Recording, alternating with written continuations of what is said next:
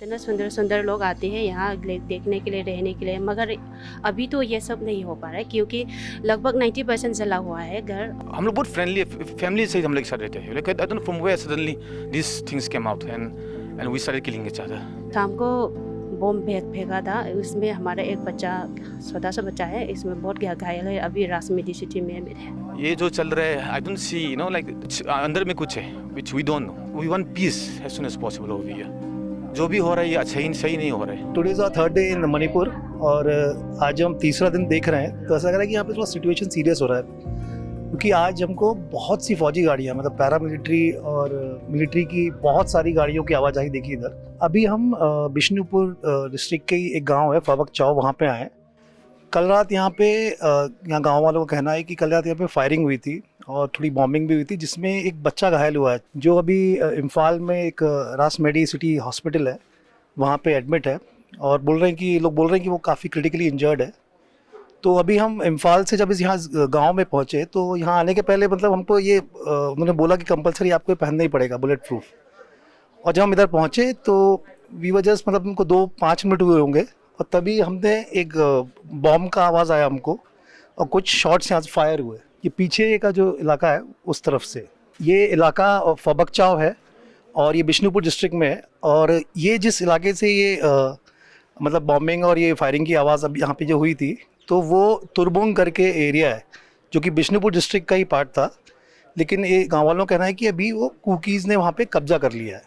कल सुबह ना जो हमारा ये ड्रेनेज हुआ था, वो बनाने के लिए हमने कुछ मशीन लगा के गया था, इसमें भी फायरिंग हुआ था, इसमें 2 लोगों को घायल हो गया।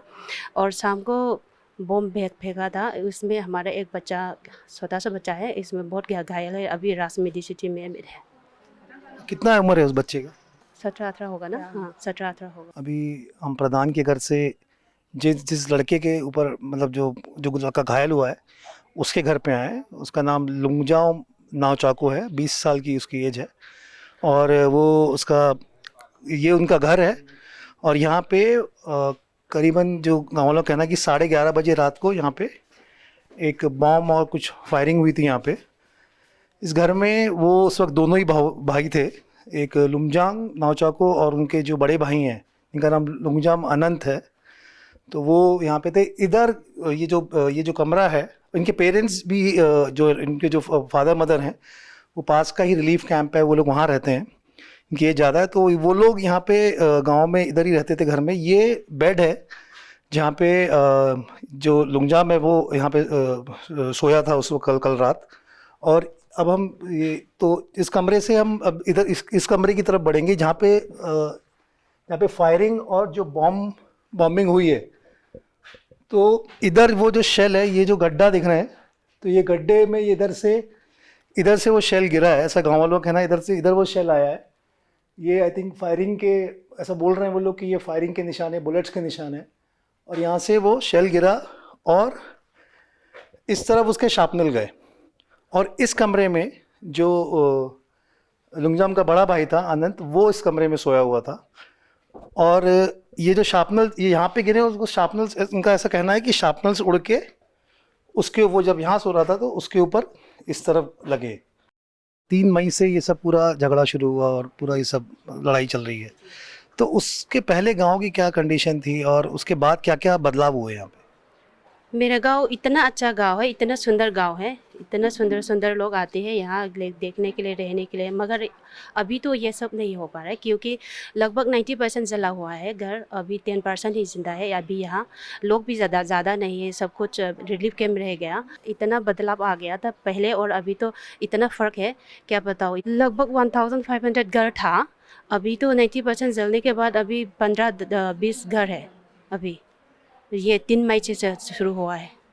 फर्स्ट अटैक मणिपुर में जो अटैक हुआ था ना, फर्स्ट अटैक यहीं पर हुआ है। सब कुछ रिलीफ कैम्प में रहते हैं और हम 4-5 लोग यहाँ रहते हैं और घर संभालते हैं, यह गांव संभालते हैं हम। तो ये जब अटैक हुआ था आप इस गांव पे, तो क्या वहाँ से लोग आए थे हथियार लेके, या सिर्फ बॉम्बिंग और फायरिंग हो रही थी? आए थे यहाँ पर, मगर इतना नज़दीक तो नहीं आया। घर जलाने में उन लोगों का टेक्निक ये है कि पेट्रोल ये सब कुछ यूज़ करते हैं, फेंक फेंक कर घर जलाते हैं। उस वक्त तो हमारा लोग एक आदमी भी है 90% जला हुआ था घर के साथ, और एक बच्चा भी है यूनिफॉर्म के साथ जला हुआ था, और एक औरत भी है, हमारा माँ बूढ़ी, एक बूढ़ी औरत थी, उस घर में आग में फेंक कर मारा गया था। एक माँ की सीने से बच्चा को लेकर छीन कर फेंक कर बच्चा को मार दिया गया था। ऐसा ही कर रहे थे। किस तरीके से अभी आप रहते हैं यहाँ पे, तो कब कब क्या क्या खतरा लगता है आपको, किस चीज़ का? दिन में तो खतरा ज़्यादा नहीं है, मगर रात होने को है तो खतरा ज़्यादा है। रात में ही अटैक करते हैं, रात में ही सब कुछ होता है। रात से सुबह होने तक बहुत खतरा है। तो जैसे हर रोज़ फायरिंग होती है या 2-3 दिन बाद या एक बार, ऐसा कैसा होता है? आजकल तो हर रोज़ होता है। आजकल तो कितने दिन से हो रहा है ये? 4 दिन हो गया, आज तक हर दिन होता है ये खतरा। गवर्नमेंट की तरफ से इतना मदद चाहिए हमको कि क्या है कि गवर्नमेंट यहाँ आए, प्रधानमंत्री से यहाँ आए, हमारा सीएम यहाँ आए, बक्साओं का सिचुएशन देखे, फील्ड पर आए, हम कैसे रहते हैं यहाँ, क्या खा रहे हैं, क्या पी रहे हैं, कैसे सो रहे हैं, कितने दिन से नहीं सो रहे हैं, ये सब आकर खुद देखना चाहिए। हम चाहिए वो दोनों इधर आकर हमारा प्रॉब्लम सॉल्व करो, यही चाहिए। वो लोग आकर देख रहे कैसा है, कैसे अटैक करते हैं, कब अटैक करते हैं, हमारा लोग यहाँ कैसे रहते हैं, दर दर के कैसे जी रहे हैं। हम बाहर भी नहीं निकल पाए, पेडीफिल नहीं जा पाए, स्कूल नहीं जा पाए, हॉस्पिटल नहीं जा पाए, कुछ भी नहीं कर पा रहे हम। खाली घर में बैठकर जो लोग आएंगे थोड़ा मदद करेंगे वही खा कर जी रहे हैं हम, क्योंकि घर भी छोड़ नहीं सकती, क्योंकि हम गांव को बहुत प्यार करते हैं, गांव को रक्षा करना चाहते हैं। तो हमारा सीएम इधर आए, फबक्साओं में आए, हमारा पीएम इधर आए, देखिए हमारा सिचुएशन कैसा है, जिन कुकी ने हमको कैसे अटैक कर रहे हैं, इस बीच हमको कैसे रह रहे हैं, ये सब देखने के लिए हमारे पीएम को इधर आना चाहिए, हमारे सीएम को इधर आना चाहिए। तो आप बताइए, ये जो सिचुएशन चल रहा है पूरा अभी 3 महीने से, तो क्या हो रहा है पूरा, मतलब क्योंकि रुकने का नाम ही नहीं ले रहा है बिल्कुल।